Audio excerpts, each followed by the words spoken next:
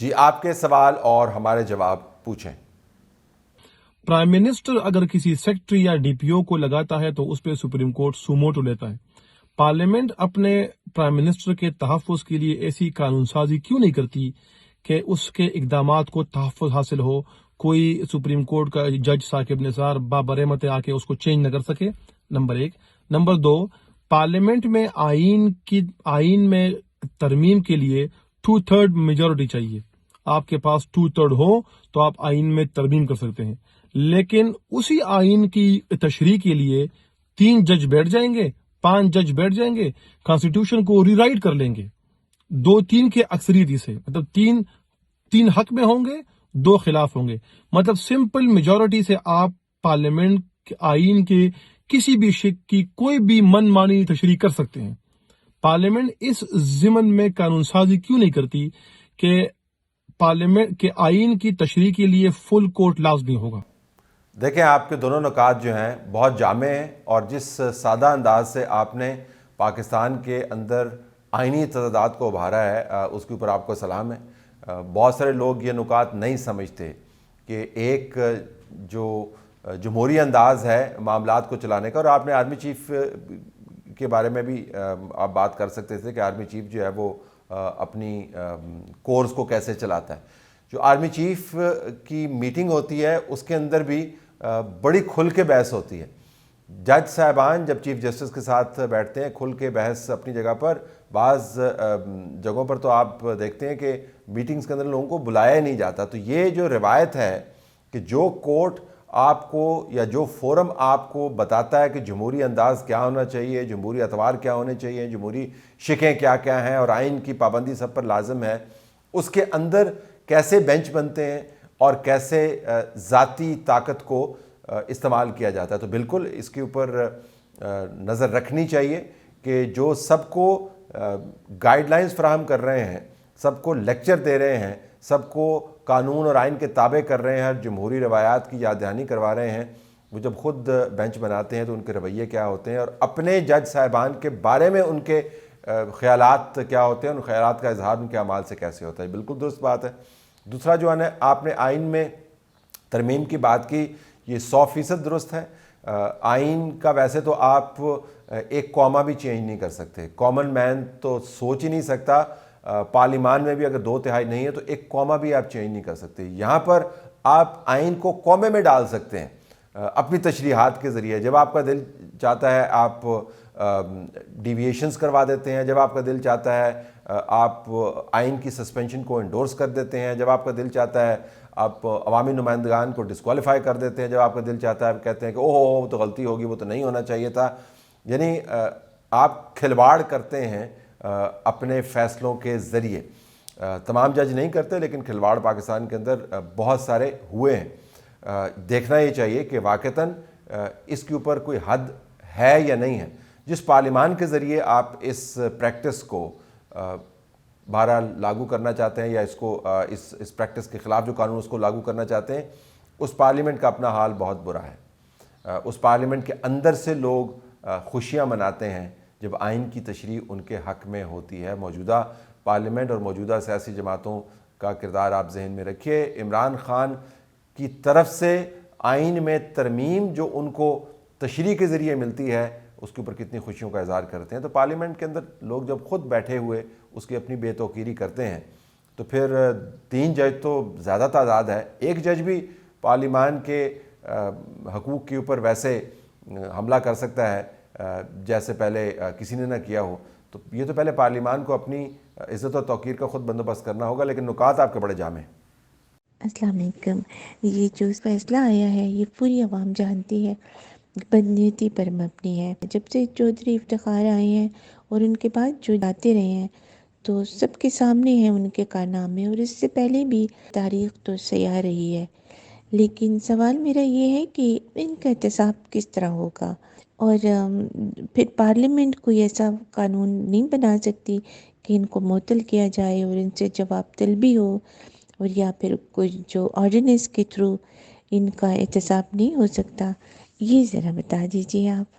اب جو فورمز موجود ہیں ان فورمز کے علاوہ احتساب ممکن نہیں ہے جی۔ اب آئین کے اندر تو اچھی نیت کے ساتھ جو نظام انصاف ہے اس کو امپاور کیا گیا ہے. اب امپاورڈ نظام انصاف جو ہے اگر اپنے آپ کو کلی طور پر بااختیار بنانے کا اختیار خود ہی حاصل کر لے تو پھر اس میں نیتوں کا فطور یقیناً موجود نظر آتا ہے. آپ کو تعصب بھی نظر آتا ہے، اس کے اندر آپ کو ذاتی ٹلٹ بھی نظر آتی.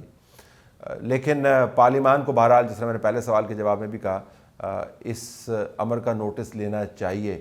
پاکستان کے اندر جو بھونچال سیاسی طور پر ہے اس میں سیاستدانوں نے بہت حصہ ڈالا، اسٹیبلشمنٹ کا حصہ اس کے اندر بہت زیادہ ہے، لیکن جو کردار نظام انصاف کے چلانے والوں نے ادا کیا ہے اس کے اوپر جس طریقے سے آپ نے پھر آئین اور قانون کا لیپ کر کے اس کو ڈائجسٹیبل بنانے کی کوشش کی ہے، اس کو پریزنٹیبل بنانے کی کوشش کی ہے، میرے خیال میں اب وہ سب پر عیاں ہو چکا ہے. تو یقیناً اس کا تدارک ہونا چاہیے، لیکن اس وقت جو آئین کی سکیم ہے اس کے اندر موجودہ جو فورمز ہیں ان کے علاوہ آپ یہ احتساب کر نہیں سکتے. السلام علیکم سر، کامران بات کر رہا ہوں. سوال میرا یہ ہے سر کہ ملک کے جو موجودہ حالات ہیں اس میں سب سے بڑا کردار ملک کو اس حالت پہ پہنچانے کا میری نظر میں ہے تو خیر تباہی میں سب کوئی کا تھوڑا تھوڑا حصہ، میڈیا بھی اس سے پیچھے نہیں ہے، تو بر کا تو سب سے بڑا ہاتھ ہے. تو کیا ان پر آرٹیکل 6 نہیں لگ سکتا اور یہ لاہور پاکستان کا جھنڈا اتار کے پی ٹی آئی کا جھنڈا نہ لگا دیا جائے؟ تھوڑا سا اس کے بارے میں بتائیے گا پلیز. Thank you. دیکھیں بہت ساری چیزیں ہم نے آپ کے سوال میں سے مفل کر دیں کیونکہ ہم جو آئینی اور قانونی حدیں ہیں ہماری تجزیے پر اور جو رپورٹنگ پر ان کو ہم پھلانگنے کی تو بات علیحدہ، ان کے قریب بھی نہیں جانا چاہتے، تو اس وجہ سے میں نے مفل کر دی. لیکن پیغام آپ کا سمجھ آ گیا. دونوں جو سوال اس سے پہلے تھے وہ بھی اسی روش میں پوچھے گئے.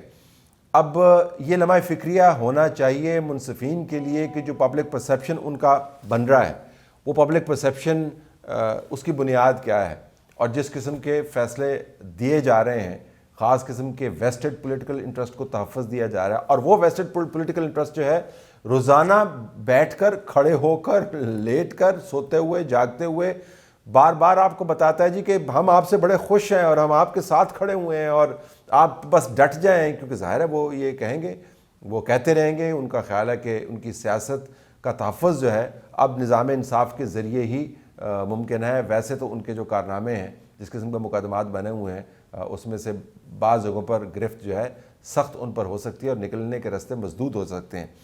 تو یہ لمحہ فکریہ ہے ان تمام لوگوں کے لیے جو کہنے کو ریاستی ذمہ داریاں نبھا رہے ہیں، عوامی ذمہ داریاں نبھا رہے ہیں، لیکن پبلک پرسیپشن میں بنیادی طور پر وہ ایک پارٹی کے جھنڈے کے نیچے کھڑے ہوئے ہیں. السلام علیکم طلعت صاحب. ملکی سیاست کا جو سین ہمارے سامنے ڈیولپ ہو رہا ہے، یا اس سے یہ پتہ نہیں چلتا کہ اسٹیبلشمنٹ نے اپنے دیرینہ دشمن پی ایم ایل این کو ہمیشہ کے لیے سیاست سے ناک آؤٹ کر دیا ہے. انہوں نے عدلیہ کے ذریعے سے اور میڈیا کے ذریعے سے اس خوبصورتی کے ساتھ چالیں چلی ہیں کہ نون لیگ کو ذلت کی دھول چٹا دی اور سیاست میں ان کو ناک رگڑنے پر مجبور کر دیا. آئی ایم ایف کے ساتھ اور جو معاہدہ کیا گیا ہے، ڈیفالٹ کی موت دکھا دکھا کر حکومت کو آئی ایم ایف کے ساتھ معاہدے پر مجبور کیا گیا، اس نے تو عوام میں نون لیگ کا منہ کالا کر دیا ہے. اور اب ان کے اسٹیبلشمنٹ کے لاڈلے کو تخت پر بٹھانے کے لیے تمام راستہ صاف کر دیا گیا. تو کیا یہ اسٹیبلشمنٹ کی ایک خوبصورت سجائی ہوئی بازی تھی یا ٹریپ تھا جس میں نون لیگ اور پی ڈی ایم کے تمام زعما اپنی تمام جماعتوں کے ساتھ اور اپنی تمام سیاست کے ساتھ اس گڑھے میں گر گئے ہیں؟ پلیز اس کے اوپر اپنا تبصرہ دیجیے گا. شکریہ. اتنے کنونسنگ انداز سے آپ نے یہ بیانیہ بنایا ہے، میں تو خود سوچ رہا تھا کہ شاید ایسا ہی ہو، اور آپ کے سوال کے جواب میں کہوں کہ بالکل میں آپ سے متفق ہوں، کیونکہ آپ نے خوبصورتی کے ساتھ ایک کمپلیکس کانسپیریسی تھیری کو آپ نے سمپلیفائی کر کے بیان کر دیا. امکان ہم کچھ بھی رد نہیں کر سکتے جی، تجزیاتی طور پر everything has to be on the table. آپ یہ نہیں کہہ سکتے کہ مجھے تو اس کے اندر کوئی جان نظر نہیں آ رہی. یہ امکان موجود ہے، اور میرے بہت سینئر دوست جو ہیں، ان کی میں بڑی رسپیکٹ کرتا ہوں صحافت میں، ان میں سے ایک تو براہ راست کافی عرصے سے یہ کہتے آ رہے ہیں کہ جی میں آپ کو بتا رہا ہوں، وہ اس وجہ سے میں نے لفظ براہ راست استعمال کیا، وہ مخاطب ہو کے کہتے ہیں آپ کو کہ میں آپ کو بتا رہا ہوں کہ یہ بنیادی طور پر عمران خان کو واپس لانے کا تمام اہتمام کیا گیا ہے، لیکن حقائق جو میرے سامنے ہے اس کے اندر حتمی طور پر اس طرح کا کنکلوژن نکالنا ممکن نہیں ہے۔ ایک تو یہ ہے کہ اسٹیبلشمنٹ اور عمران خان کی لڑائی کی جڑیں جو ہیں بڑی گہری ہیں، اور معاملات ان کے درمیان بالکل ویسے نہیں ہیں جیسے آپ کے تجزیے کے اندر سے نظر آتے ہیں کہ دونوں نے ملی بھگت کی ہے۔ دوسری بات یہ ہے کہ اسٹیبلشمنٹ اگر اتنی ہی زیادہ آپ سمجھیں دانشمند سازش کرنے کی صلاحیت رکھتی تو ان کی ہر کارروائی کا نتیجہ کچھ اچھا یا ان کی من پسند کا نکلتا۔ کسی بھی سیاسی انٹرونشن کا نتیجہ من پسند کا نہیں نکلا۔ الطاف حسین سے لے کے عمران خان تک ہر مرتبہ انہوں نے منہ کی ہی کھائی ہے۔ تو بعض لوگ اب کہتے ہیں جی کہ ان کو یا تو اپنا نمک کسی کو کھلانا ہی نہیں چاہیے، یا اگر کھلانا چاہیے تو اپنا نمک ہی تبدیل کر لیں، کیونکہ کوئی نمک کے اندر کوئی گڑبڑ ہے، جس کو کھلاتے ہیں وہی ان کے خلاف ہو جاتا ہے۔ لیکن بنیادی بات نمک کی نہیں ہے، بنیادی بات یہ ہے کہ جب آپ مروجہ سیاسی اصولوں سے ڈیویٹ کریں گے تو اس کے نتائج ایسے ہی نکلیں گے۔ اب ہر وقت ریورس سویپ نہیں کھیل سکتے۔ امیجن کریں ایک بیٹسمین کھیل رہا ہے اور وہ سیدھا شاٹ کھیلتا ہی نہیں ہے، ریورس سویپ پہ ہی کھیلی جا رہا ہے، اور صرف کھیلتا ہی ریورس سویپ ہے۔ ایک دو تو لگ جائیں گی، تین چار لگ جائیں گی، واہ واہ بھی ہو جائے گی، لیکن پھر کہیں نہ کہیں تو آپ آؤٹ ہو ہی جائیں گے۔ تو ریورس سویپ کھیلنے کی جو عادت ہے اس نے ان کو مصیبت میں مبتلا کیا ہے۔ اور بالکل آخری کمنٹ آپ کے سوال کے اوپر، اگر نون لیگ تمام تر تجربے کے باوجود اتنی ہی عقل سے پیدل ہے کہ اس سازش کے اندر خود سے چل کے چلی گئی ہے، دین دے ڈیزرو اٹ۔ اگر ان کو یہ پتہ نہیں چلا کہ ان کے ساتھ کیا ہونا ہے تو then they deserve it. Power politics ہے نا جی، اس کے اندر اگر آپ باکسنگ کے میچ کی طرح اگر آپ کو آنے والا گھونسا نظر نہیں آ رہا تو پھر آپ کے ناک پر ہی پڑنا چاہیے نا۔ پھر یہ تو نہیں ہو سکتا کہ گھونسے کو بندہ کہے کہ آپ شرم کرو یار، نظر تو نہیں آ رہا، میرے ناک پہ کیوں لگے ہو، تو وہ ناک پر ہی لگے گا۔ تو اگر یہ اتنے ہی گھامڑ ہے تو پھر اس کی سزا بھی ان کو بھگتنی چاہیے۔ السلام علیکم، طلعت صاحب، سمیرہ بات کر رہی ہوں فرام اسلام آباد سے۔ طلعت صاحب، مجھے تو آج کل کے حالات دیکھ کر یہ لگ رہا ہے کہ آپ نے کچھ عرصہ پہلے ایک پریڈکشن کی تھی مجھے کہ عمران خان جو ہے وہ کسی صورت بھی یعنی عمران خان نہیں آئیں گے، اگلے میں نہیں ہوں گے، لیکن اب کے تو حالات دیکھ کر لگ رہا ہے کہ جس طریقے سے انصاف کے نام کے اوپر تحریک انصاف کو یہ انصاف مل رہا ہے سو کالڈ، تو یہ تو آوا تو اب میرا تو اب یہی رہ گیا ہے کہ وہ ایک چیز جو آپ عموماً کہتے ہیں اور میں بھی اب سوچتی ہوں کہ اس پہ کر لوں، پہلے تو ایگری نہیں کرتی تھی، لیکن اب میرا دل چاہتا ہے کہ دعا مانگتے ہیں کہ اللہ تعالیٰ ایک دفعہ اس کو عمران خان صاحب کو جو ہے وہ ایک دفعہ پھر لے آئیں، تاکہ وہ جو ان کی خواہشیں رہ گئی تھیں، جن کے دل کے درد ابھی بھی ان کو ہو رہا ہے، وہ سارے کے سارے سکون پا لیں، اور پھر ہم دیکھیں کہ ہم کہاں پہ کھڑے ہیں۔ تو کیا خیال ہے، آپ اس دعا میں شامل ہیں کہ نہیں؟ جو میں نے فورکاسٹ کی تھی، یاد رکھیے گا تجزیاتی فورکاسٹ جو ہے نا وہ ایگزسٹنگ انفارمیشن پر بنیاد کرتی ہے۔ میری معلومات ابھی بھی ایسی ہی ہیں کہ عمران خان کے خلاف جو محاذ ہے سیاسی وہ ان کے لیے ایک تھریٹ ہے، لیکن انہوں نے ماضی کے معاملات کو بگاڑتے ہوئے اسٹیبلشمنٹ کے ساتھ جس قسم کی لڑائی مول لی ہے اس کے اندر ان کا طاقت میں واپس آنا آپ کو ناممکن لگتا ہے۔ معلومات میری ابھی بھی یہی ہیں، اور میں دوبارہ آپ کو بتاؤں گا یہ جس طرح ٹیکٹونک پلیٹس آپس میں کلیش کرتی ہیں اور اس کے بعد پھر آپ کو زمین میں تھر تھراہٹ زلزلے کے نام پر محسوس ہوتی ہے، تو یہ معلومات جو ہیں وہ کلیشنگ کولائڈنگ معلومات ہیں۔ عین ممکن ہے کہ کسی وقت ان معلومات کا بہاؤ تبدیل ہو جائے، عین ممکن ہے کہ اسٹیبلشمنٹ کے اندر سے کوئی اور آواز اٹھے، لیکن فی الحال یہ میں آپ کو بتا رہا ہوں کہ میری معلومات وہی ہیں جس کی بنیاد پر میں یہ کہہ رہا ہوں کہ مجھے لگتا ہے کہ عمران خان صاحب نے جس قسم کی سیاست کی بنیاد رکھ دی ہے، جس قسم کی لڑائی کی بنیاد رکھ دی ہے، جس طرح انہوں نے ریاست کے ہر ادارے کے اندر ڈویژنز کو انہوں نے ان کو گہرا کر دیا ہے، جس طریقے سے انہوں نے اپنے علاوہ سب کو سمندر میں غرق کرنے کی ٹھانی ہوئی ہے، اس کے پیش نظر تو وہ طاقت میں آتے ہوئے نظر نہیں آتے اور ڈسکوالیفائی بھی ہو سکتے ہیں. پھر یہ بھی لیگل چیلنجز بھی ذہن میں رکھیے گا, صرف اسٹیبلشمنٹ کی کارروائیاں نہیں ہیں, ان کے خلاف بڑے سنجیدہ لیگل چیلنجز ہیں, اور اگر کسی عدالت میں سے میرٹ پر ان کے خلاف فیصلہ آ گیا تو وہ تمام تر مقبولیت کے باوجود شاید کرسی کے اوپر نہ آ سکیں.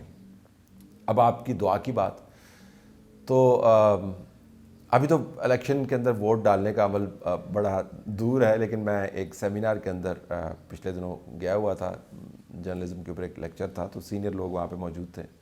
تو کسی نے ویسے ہی پوچھ لیا جی کہ آپ کس کو ووٹ دیں گے. تو میں نے ان کو کہا کہ میں بالکل عمران خان کو ووٹ دے سکتا ہوں. اس کے اوپر لوگ کافی حیران ہوئے کہ آپ عمران خان کو کیوں ووٹ دیں گے. میں نے کہا عمران خان کو اس وجہ سے میں ووٹ دوں گا تاکہ وہ طاقت میں آئیں, اور جن جن لوگوں کے ذہن میں عمران خان کا جو خمار ہے وہ باقی ہے, وہ خمار نکل جائے. اور میں بلکہ کہوں گا کہ 5 سال نہیں, ان کو 7 سال آپ حکومت دیں, ان کو ایکسٹینشنز دیں, ان کو خوب پاکستان پر لاگو کریں, اور اس وقت تک لاگو کرتے رہیں جب تک تمام لوگوں کو سمجھ نہ آ جائے. خیر, میں نے مذاق میں بات کی تھی, لیکن اس سے پتہ چلتا ہے کہ امکانات کا کھیل ہے. میں آپ کی دعا میں شامل بھی ہو سکتا ہوں.